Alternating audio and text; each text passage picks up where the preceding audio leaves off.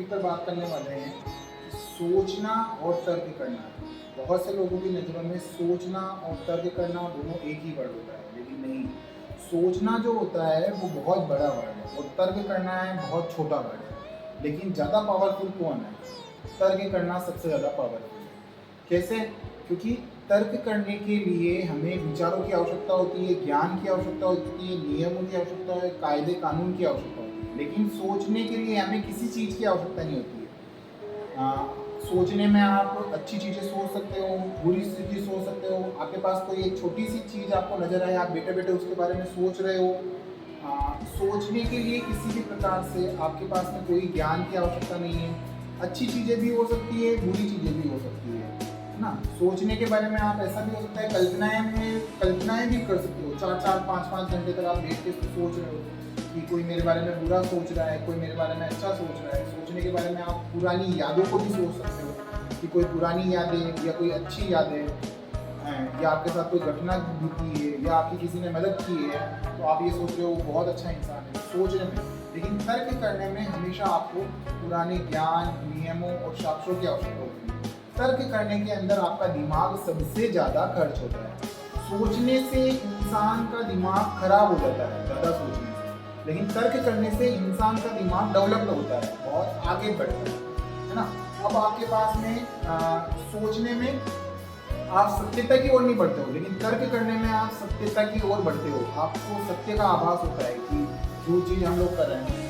सोचने में आप भावनाओं को भी महत्व दे सकते हो। किस तरह कि मान लो किसी व्यक्ति ने कोई क्राइम किया है और आप उसके बारे में सोच रहे हो, तो आप सोच सकते हो ये सही किया होगा, नहीं किया होगा, है ना। आप कुछ लेना देना नहीं। लेकिन भावनाओं में किस तरह, अगर वही चीज़ आपके भाई के या आसपास किसी रिश्तेदार के, आपके कोई क्लोज है, उस पर ऊपर कोई अभिप्राय हो, तो आप क्लियरली बोलोगे नहीं किया इसने, है ना, वो बहुत अच्छा इंसान है ना। ये आप केवल सोच विचारों के आधार पर करोगे। आपके पास में कोई साक्ष्य नहीं वो अच्छा इंसान है, ये आप उसके साथ रहते हो, आप उसको जितना जानते हो उसके आधार पर। लेकिन एक तर्कफुल दिमाग जो होता है वो चाहे कोई और हो चाहे अपना रिश्तेदार हो, अगर उसने क्राइम किया है तो वो ये कहेगा कि आप नियमों इसकी छानबीन करो, खोजो, विचारो और सत्यता कब तक पहुंचो। उसके बाद में आप कहोगे नहीं उसने ये सही किया है या गलत किया है।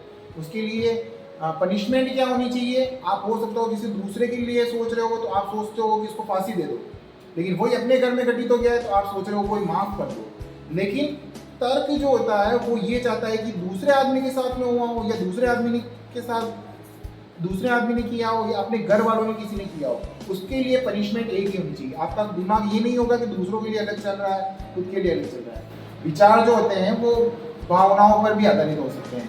उसके बाद में तर्क जो होता है वो सत्यता की ओर बढ़ाता है आपको, और तर्क जो होता है वो आपको भ्रम से दूर निकालता है। आप भ्रम में नहीं जीते हो, जबकि सोच विचार आप भ्रम में भी जी सकते हो।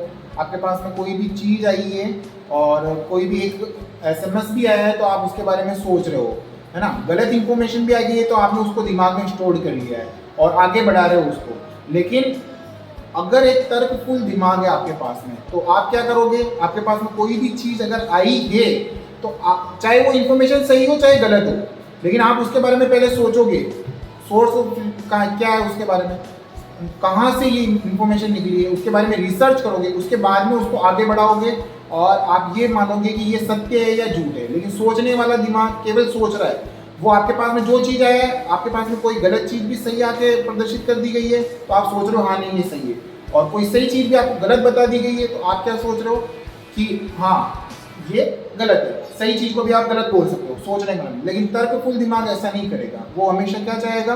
मुझे सत्यता की ओर बढ़ना है और मैं आगे भी तभी तक बढ़ाऊंगा जब तक मुझे पूरा सत्य का आभास हो जाएगा। वो फालतू उसने कहा, इसने कहा, यहाँ देखा, वहाँ देखा नहीं।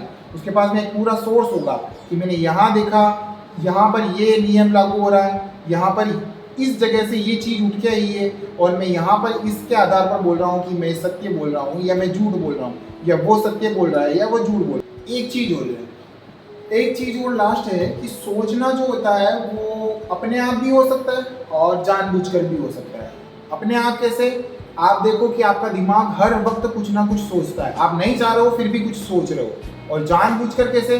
कि आप किसी इंसान के बारे में सोच रहे हो तो आप जानबूझकर सोच रहे हो, और हो सकता हो अनजाने में भी सोच रहे हो, आपका दिमाग बार बार उधर डाइवर्ट हो रहा है। लेकिन तर्क जो होता है वो आपको जानबूझकर ही करना पड़ता है।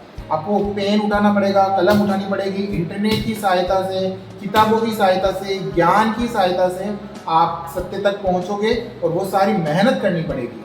ठीक है, इसीलिए ध्यान रखो, हमें हमेशा तर्क करना चाहिए, जबकि केवल सोच के आधार पर हमारे विचारों को बाहर नहीं निकालना चाहिए। हमें तर्क के आधार पर अपने विचारों को बाहर निकालना चाहिए। इसीलिए कहा गया है दुनिया का सबसे शक्तिशाली हथियार जो है वो क्या है? शिक्षा है, ज्ञान है ना। ये इंसान को कहाँ से कहाँ तक पहुंचा देता है।